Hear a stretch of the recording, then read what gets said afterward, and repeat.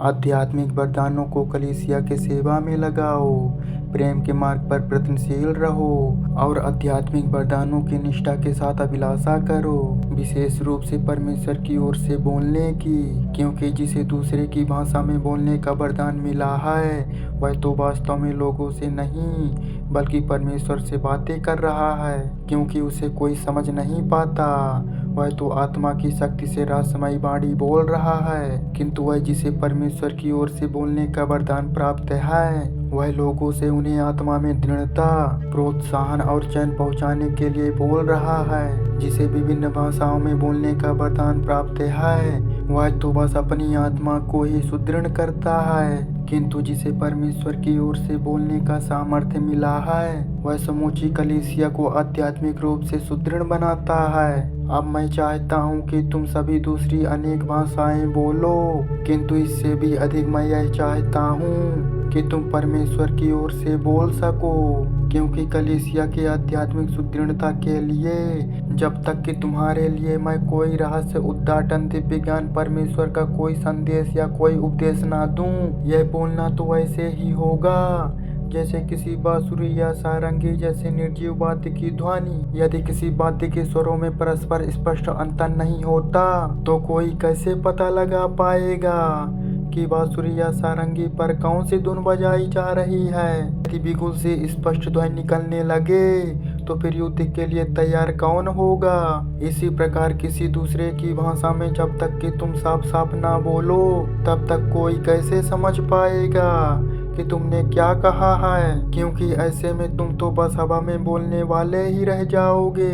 इसमें कोई संदेह नहीं है कि संसार में भांति भांति की बोलियां हैं और उनमें से कोई भी निरर्थक नहीं है। सो जब तक मैं उस भाषा का जानकार नहीं हूँ तब तक बोलने वाले के लिए मैं एक अजनबी ही रहूंगा और वह बोलने वाला मेरे लिए भी अजनबी ही ठहरेगा। तुम पर भी यही बात लागू होती है, क्योंकि तुम आध्यात्मिक वरदानों को पाने के लिए उत्सुक हो, इसलिए उनमें भरपूर होने का प्रयत्न करो जिससे कलीसिया को आध्यात्मिक सुदृढ़ता प्राप्त हो। परिणाम स्वरूप जो दूसरी भाषा में बोलता है उसे प्रार्थना करनी चाहिए कि वह अपने कहे का अर्थ भी बता सके, क्योंकि यदि मैं किसी अन्य भाषा में प्रार्थना करूं तो मेरी आत्मा तो प्रार्थना कर रही होती है किंतु मेरी बुद्धि व्यर्थ रहती है। तो फिर क्या करना चाहिए? मैं अपनी आत्मा से तो प्रार्थना करूंगा ही, किंतु साथ ही अपनी बुद्धि से भी प्रार्थना करूंगा।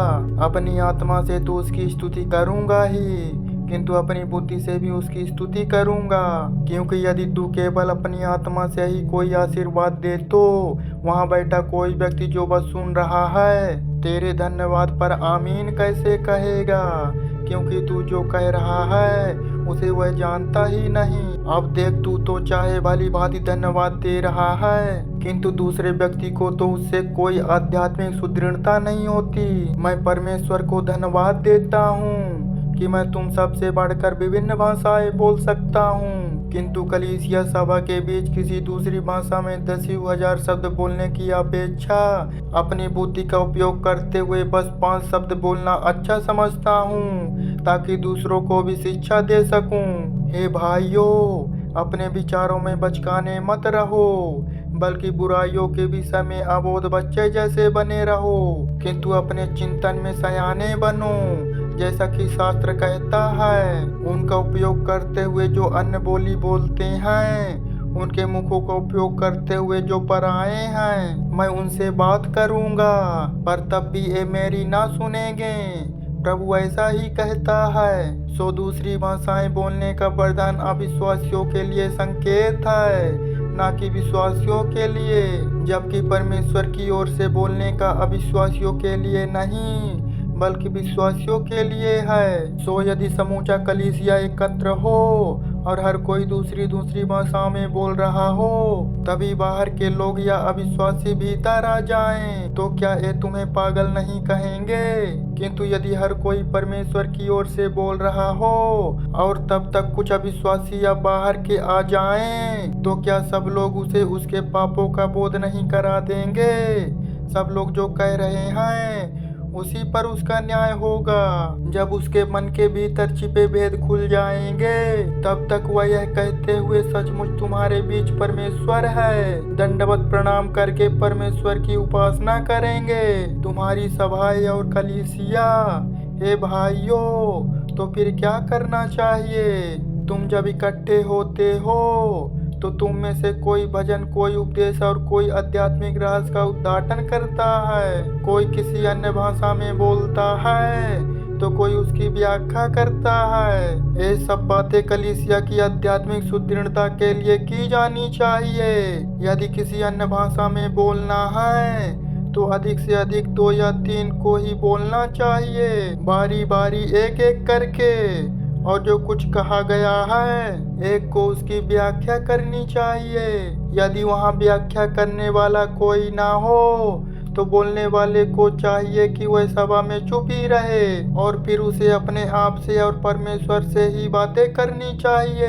परमेश्वर की ओर से उसके दूत के रूप में बोलने का जिन्हें वरदान मिला है, ऐसे 2 या 3 व्यक्तियों को ही बोलना चाहिए और दूसरों को चाहिए कि जो कुछ उन्होंने कहा है वे उसे परखते रहें। यदि वहाँ किसी बैठे हुए पर किसी बात का रहस्य उद्घाटन होता है तो परमेश्वर की ओर से बोल रहे पहले वक्ता को चुप हो जाना चाहिए, क्योंकि तुम एक एक करके परमेश्वर की ओर से बोल सकते हो ताकि सभी लोग सीखें और प्रोत्साहित हों। नबियों की आत्माएं नबियों के बस में रहती है, क्योंकि परमेश्वर अव्यवस्था नहीं शांति देता है, जैसा कि संतों की सभी कलीसिया में होता है। स्त्रियों को चाहिए कि वे सभाओं में चुप रहें, क्योंकि उन्हें बोलने की अनुमति नहीं है, बल्कि जैसा कि व्यवस्था के विधान में भी कहा गया है, उन्हें दबकर रहना चाहिए।